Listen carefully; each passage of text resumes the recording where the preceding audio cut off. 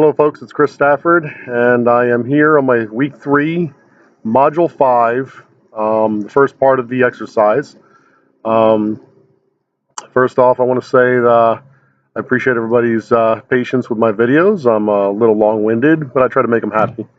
Anyway, the test I'm going to be doing today required us to take 4 pieces of tape about 10 inches long, place them in our fuming container, make sure there's fingerprints on the front and back side, obviously.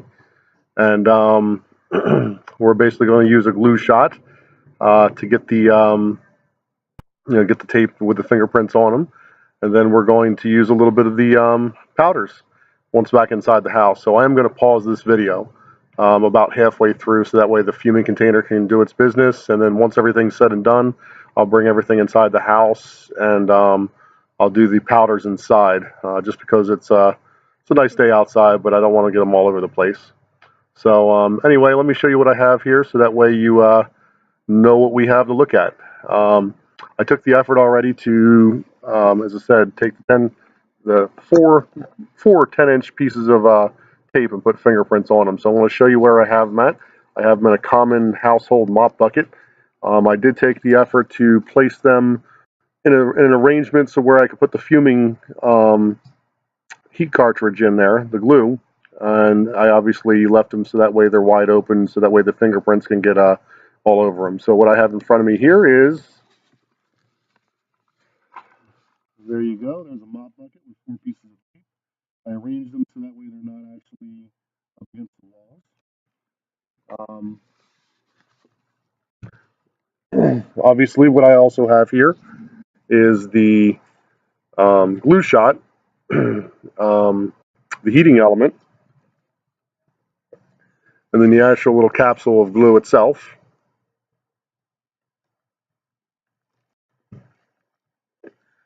And then the last thing I got here, of course, is the saran wrap, which I'm going to use to cover the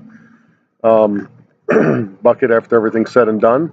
And if you're wondering what 4 types of tape I used, I ended up using regular good old masking tape. It's kind of a little outdated and it's a pain in the ass to work with. Excuse my language. Good old painter's tape. For those of you who've ever painted a room, you know what painter's tape is like. Then I have blah, I'm just spacing out here. Good old duct tape. Anyway, this duct tape's kind of old too, but at the same time, duct tape's duct tape. Duct tape is duct tape. It's useful for everything. And then the last thing I have here is a roll of gaffer's tape. It kind of looks like duct tape, but it's different. It's about 3 times as expensive as duct tape, and it's used for basically everything on movie sets and TV sets and stuff like that, so that way you get all the cords out the way and stuff like that.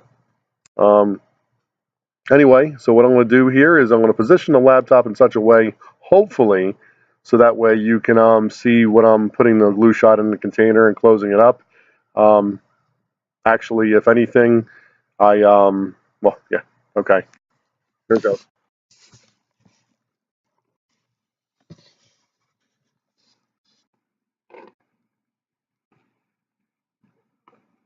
As you can see, here's the glue shot. Go ahead and drop the heating element in, obviously with the opening downward. That's going to start, obviously. There's a little bit of glue.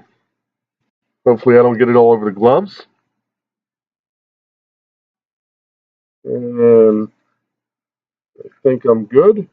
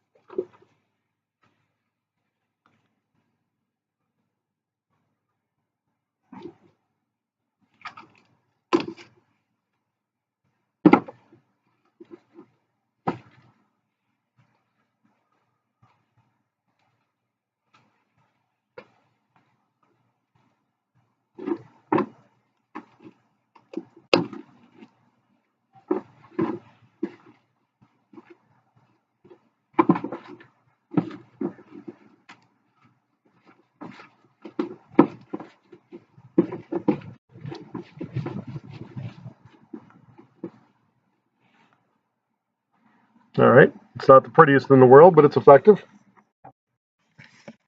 We'll lift the laptop back up. Again, I apologize for the blank screen for a few seconds. Anyway, as you can see, it's in there doing its job. So I'm going to give it about 5 to 10 minutes. Then I'm going to come on back out here and grab it, pick it up, bring it in, and do the processing. So I'm going to pause the video currently for right now. See you back in a few minutes.